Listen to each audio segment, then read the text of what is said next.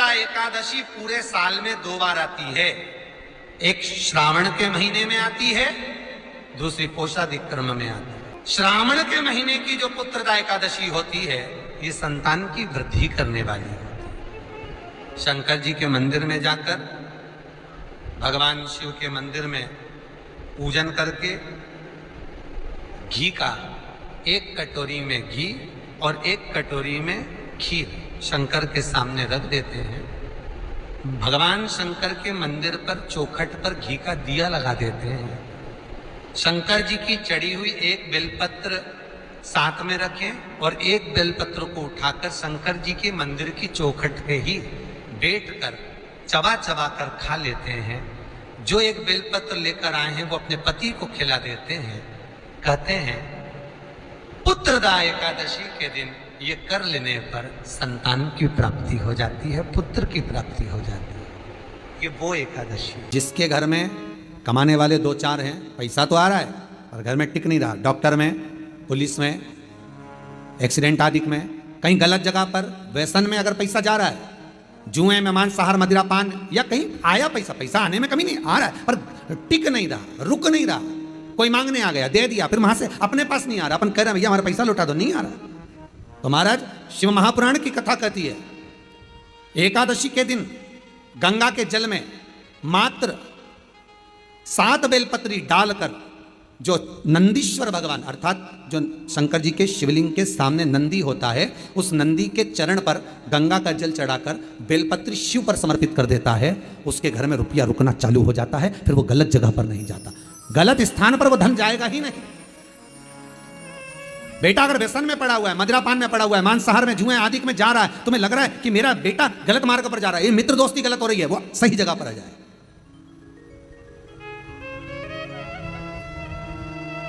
करना है एकादशी।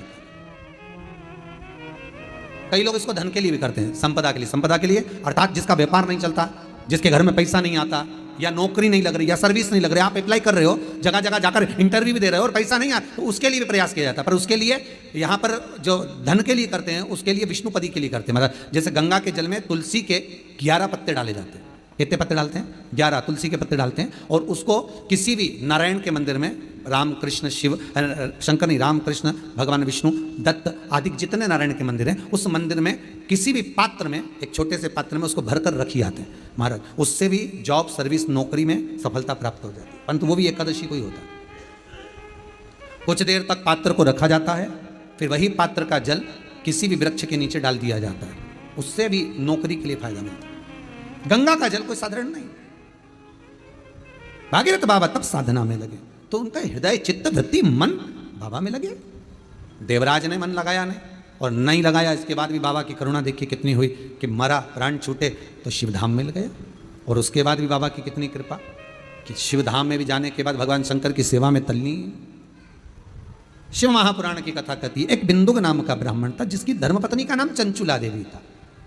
चंचुला की सबसे बड़ी गलती एक थी, पति अगर कमा कर ला रहा है तो पत्नी का फर्ज है कि पूछे ये धन कहाँ से ला रहे हो, ये पैसा कहाँ से ला रहे हो, और लेकर आए हो तो इसको सत्कर्म में लगाओ। थोड़ा सा पैसा 5 रुपये अगर पति कमा के ला रहे हो तो उसमें से 1 रुपया निकाल लो, 54 निकाल लो। पर 54 भी कहीं सत्कर्म में, कहीं दान में, कहीं पुण्य में, कहीं हो रहा हो कहीं सत्कर्म, उस जगह पर लगाने का प्रयास करिएगा। 54 निकाल, कमाई का एक भाग थोड़ा सा धर्मपत्नी का फर्ज। धर्मपत्नी कहते क्यों है? क्योंकि वो धर्म के पथ पर लेकर चले, वो धर्मपत्नी।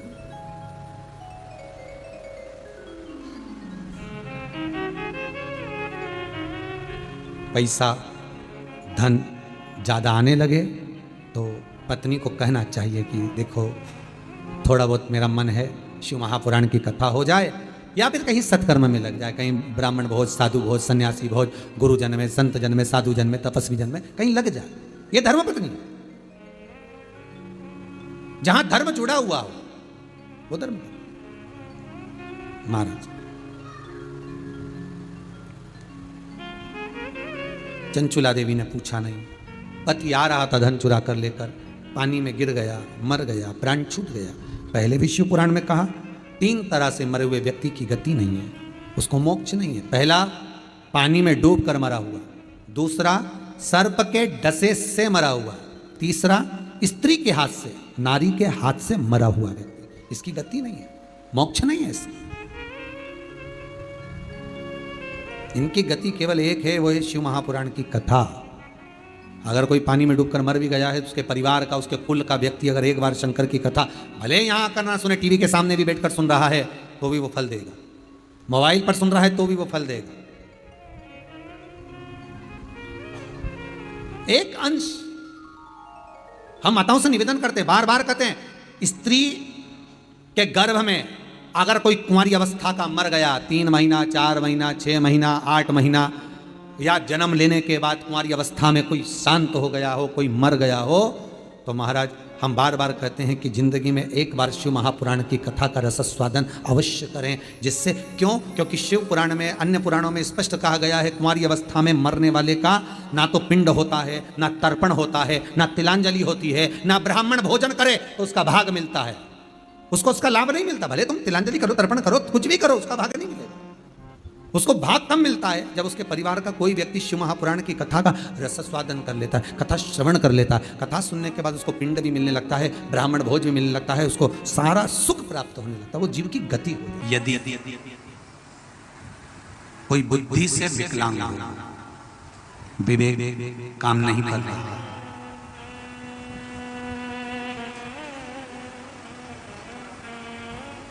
अगर विवेक काम ना कर रहा हो, माइंड से कोई कमजोर हो, तो जब स्वधा के नाम से आप शंकर भगवान को जल समर्पित करें,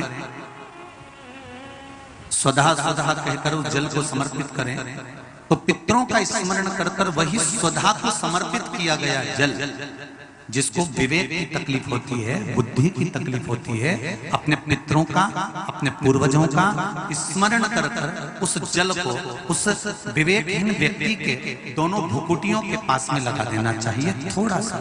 जैसे पत्र में आया है,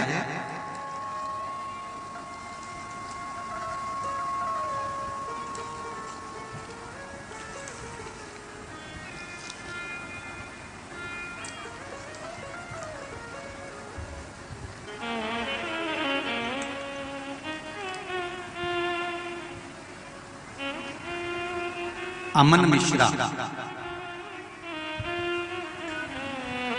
24 घंटे यहां पर सेवा दे रहे हैं। कहीं हैं अमन मिश्रा? आप ही हैं? एक बार दोनों हाथ हिला दे। श्री शिवाय नमस्ते। मेरी छोटी बहन मानसिक रूप से असंतुलित है। विज्ञान की सहायता से हर वह कदम उठाया गया जो उठाना चाहिए, सारे चिकित्सकों को दिखाया गया, सारी दवाइयां कराई गई, पर कोई लाभ नहीं मिला। सिर्फ और सिर्फ अगर कुछ थोड़ा सा लाभ देख पाया हूं अपनी बहन पर, तो बिलपत्री मैंने अपनी बहन को सेवन कराना प्रारंभ करा, जिससे अब उसमें थोड़ा सा लाभ देख पा रहा हूं। सही आपने लिखा है पत्र? दोनों हाथ हिला दीजिए। हर हर। बैठो बैठो बैठ बैठ। कहां से हो बाबू? यहीं सिमरी के? बाबा की कृपा हो। अगर मेरे बाबा ने थोड़ा सा भी हाथ पकड़ा है, सारे मेडिकल को दिखाने के बाद भी अगर थोड़ा सा लाभ भी, इंच मात्र का भी अगर दिया है मेरे शंकर ने, तो ये जान लेना, मैं तो यहां तक कहूंगा कि आप अगर शिव महापुराण की कथा तक पहुंचे हो, या आस्था चैनल पर शिव महापुराण की कथा सुन रहे हो, या फेसबुक यूट्यूब पर टाइम निकालकर अगर शिव महापुराण की कथा सुन रहे हो, तो ये मेरा विश्वास कहता है कि शंकर भगवान ने तुम्हारा हाथ पकड़ लिया है, अब वो डूबने नहीं देंगे, ये निश्चित है। कौन आता है सिमली अड़चन में इतनी दूर अपने अपने गांव से? जो आसपास के रहते होंगे वो आ जाते होंगे, व्यापार करने आ जाते होंगे, जिसके यहाँ शादी ब्याह होता होगा तब आते होंगे। कौन आएगा किसी की? कौन सुनेगा आस्था चैनल पर कथा? कौन सुनेगा फेसबुक पर कथा? अगर आप ढूंढते ढूंढते भी अगर शिव महापुराण की कथा तक पहुंचे हो, भले आसपास चैनल के माध्यम से सुन रहे हो, फेसबुक यूट्यूब के माध्यम से सुन रहे हो, चाहे पंडाल में सुन रहे हो, आप ढूंढते हुए भी अगर शंकर की कथा तक पहुंचे हो, तो जरूर मेरे देवाधिदेव महादेव को कुछ अच्छा करना होगा। इसलिए तुमको खींच कर यहाँ तक बुला लिया, नहीं तो बहुत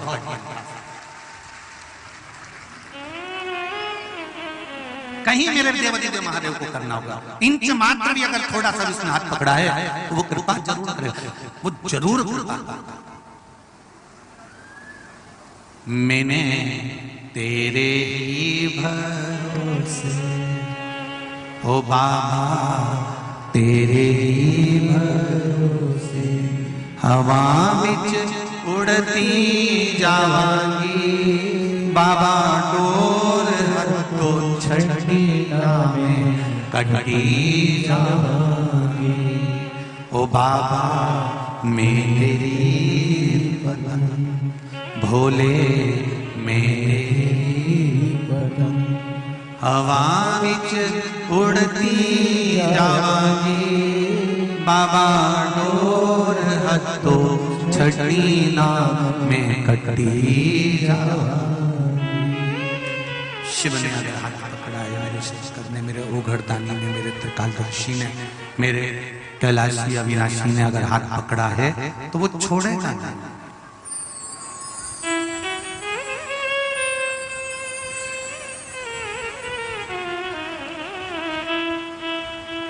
एकादशी के दिन अगर जल चढ़ाने जाओ तो 3 बार मुख से बोलिएगा। फिर से बोलो एक बार, स्वधा स्वधा स्वधा।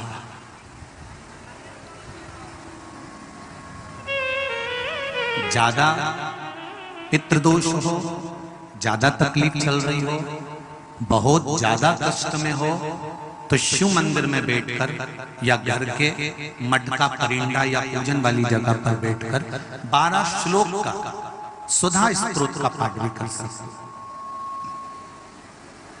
ये पार्वती जी की नानी जी सुधा।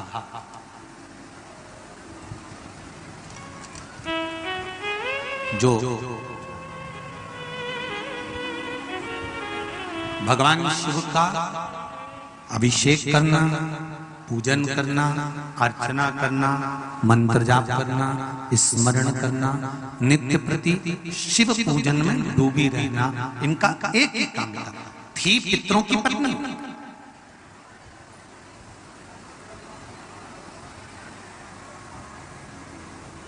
हैं पितरों की पत्नी, पर भक्ति में इनका बल बड़ा प्रबल था। एकादशी व्रत का सबसे पहला नियम है कि आप जिस दिन व्रत करो उसके एक दिन पहले भक्ति का संचार इस हृदय में कर लो। भक्ति का संचार इस हृदय में कर लीजिए। जिस दिन आप व्रत करो, जैसे एकादशी का व्रत कर रहे हो तो दशमी के दिन शाम का समय जब आवे, रात्रि जब होने लगे, शाम का समय आवे और रात्रि का आप जब भोजन ग्रहण करो तो उस भोजन में कोई ऐसा पदार्थ ग्रहण मत करिए जिस पदार्थ के कारण आपकी एकादशी बिगड़ जाए।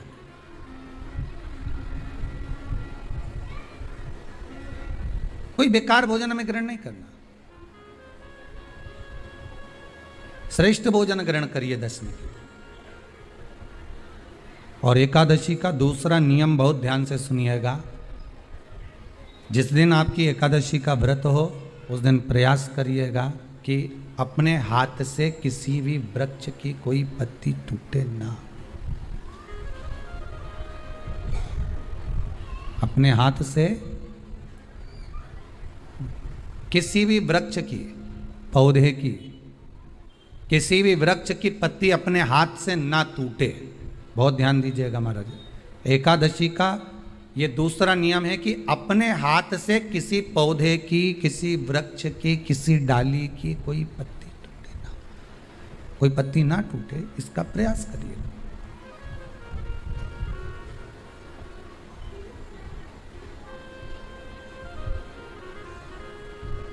कितना सुंदर व्याख्यान कहा है, कितना सुंदर वर्णन है महाराज कि मात्र एकादशी का व्रत कर लेने पर, मात्र एकादशी का व्रत कर लेने पर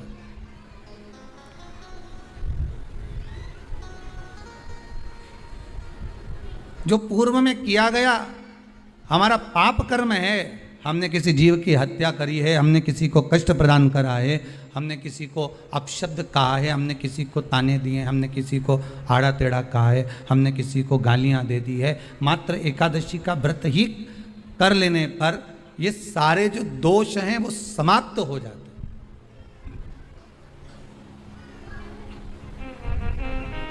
सारे दोष हमारे समाप्ति पर आ जाते हैं।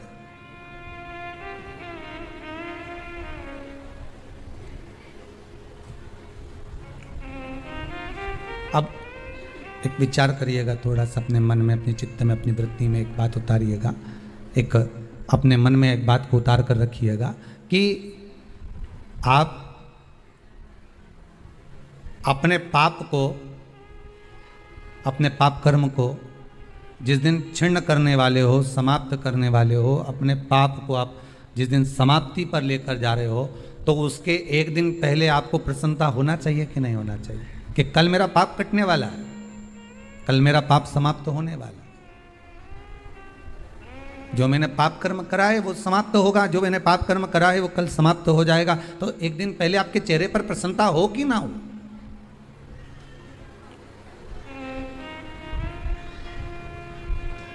और चेहरे पर वो प्रसन्नता आपके आना चाहिए कि कल मेरा एकादशी का व्रत है, आज दशमी है, कल एकादशी का व्रत है, तो कल मेरी जब एकादशी का व्रत रहेगा तो मेरा ना जाने कितना कितना पाप, कितना असत्य, कितना झूठ, कितना प्रपंच वो समाप्त हो जाएगा। इसमें मुझे प्रसन्नता हो, इसमें मुझे आनंदता हो।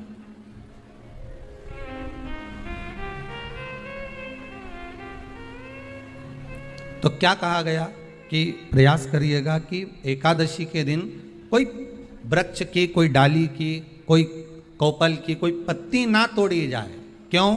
तो कहा अगर उस पत्ती को हम तोड़ देते हैं, वृक्ष की पत्ती को या क्यारे में लगी हुई कोई डाली की पत्ती को हम तोड़ देते हैं तो एकादशी का पुण्य फल प्राप्त नहीं होता, एकादशी का कोई फल हमारे खाते में नहीं जाता, पुण्य फल प्राप्त। अब फिर भले तुम चाहे तुमने मोरधन खाया हो, चाहे तुमने फिर चिप्स खाई हो, चाहे तुमने फिर व्रत का कितना ही सामान खा गए हो और तुमने सोचा कि आज मेरी एकादशी है, तो फिर उसका कोई फल प्राप्त नहीं है, उसका कोई सुख प्राप्त नहीं है आपको, फिर उसका कोई आनंद प्राप्त नहीं है आपको, तो उसमें कोई आनंद की अनुभूति आपको नहीं मिली। एकादशी कौन है? कहां से प्रगटी है? माया? नहीं, एकादशी है कौन? क्यों इसकी इतनी प्रधानता है? क्यों इसकी पुण्यता है? ऐसा क्या है एकादशी में जो इसकी पुण्यता मानी जाए? कौन है ये जो भगवान नारायण तक एकादशी का व्रत करते हैं? सुभद्रा जी को भगवान जगन्नाथ ने, जगदीश ने एकादशी का व्रत कराया था। बद्रीनारायण भगवान को माता लक्ष्मी ने एकादशी का व्रत कराया था। क्यों? चंद्रायण एकादशी व्रत की माता। एकादशी है कौन? तो कहा जिसको व्रत करने पर भगवान नारायण भी जिसका व्रत करते हो, भगवान माता लक्ष्मी जिसका व्रत करती हो, वो एकादशी है कौन? तो शास्त्र वर्णन करता है महाराज, स्कंद पुराण का सुंदर चातुर्मास्य खंड के अंतर्गत वर्णन आया है महाराज। एक बार भगवान विष्णु आनंद में विराजमान थे, पद्मावती और माता लक्ष्मी दोनों उनके पास में विराजी हुई थी, दोनों बैठी हुई। भगवान लक्ष्मी और पद्मावती दोनों बैठी, एक सिर के पास, एक चरण के पास। कुछ समय बाद वहीं पर ब्रह्मदेव का आगमन हुआ और ब्रह्मा जी आगमन पाकर भगवान नारायण पद्मावती से लगकर उठे और उठकर लक्ष्मी की ओर झुके। झुकने पर इन तीनों के समागम से भगवान नारायण के हृदय चित्त से एक कन्या प्रकट हो गई। उस कन्या का नाम एका था। क्या नाम था? एका। अब 10 उसके गुण इतने प्रबल थे, वो 10 गुण उसके बड़े प्रबल थे कि वो एका जिसको निहारती थी उसको संपदावान बना देती थी, जिसको देख लेती थी उसके जीवन में वो आनंद की अनुभूतियां करा देती थी। एका जिस मार्ग से जाती थी उस मार्ग के द्वार खोल देती थी। एका का पुण्य इतना पुण्य प्रखर। पद्मावती और लक्ष्मी ने कहा महाराज ये बेटी आपके द्वारा निर्मित हुई है, इसका कन्यादान करना चाहिए। हमारे यहाँ हिंदू धर्म में रीति है जिस दिन कन्यादान करा जाता है उस दिन व्रत रखा जाता है। अब आजकल रखते कि नहीं रखते मालूम नहीं, और कन्यादान करते समय व्रत रखा जाता है। व्रत रखना, एका का कन्यादान करना है। भगवान बोले कन्यादान करें, किसको दें? एका किसको दी जाए? एका प्रदान किसको करी जाए? पुण्यता किसको दी जाए? भगवान नारायण ने उसी समय लक्ष्मी और पद्मा से पूछा, तुम बताओ। पद्मा लक्ष्मी दोनों एका से पूछी, एका बताओ इसका पुण्य, हम आपका हस्त कमल आपको प्रदान किसको करें, हम किसको दें? एका कहती है पिताजी, भगवान से कहती है नाथ कृपा करिएगा मेरे को, अगर प्रदान करना चाहती हो, अगर मुझे देना चाहते हो तो एक काम करिए, एक काम करिए। यदि आप देना चाहते हो तो भगवान एक काम, माता ने कहा कि पिताजी अगर कुछ देना चाहते हो तो ऐसी कृपा करो, संसार के मनुष्य अगर मृत्यु लोक में आकर के अंदर 2 एकादशी का भी पुण्य भाग अगर ग्रहण करते हैं तो ये एका उनकी होती है और वैकुंठ का राह खोल देती है। इनके जाने से पहले अगर मैं प्रवेश करती हुई जाऊंगी और इनके मार्ग को सुलभ बनाती हुई जाऊंगी, वो एका 10 गुण के कारण एका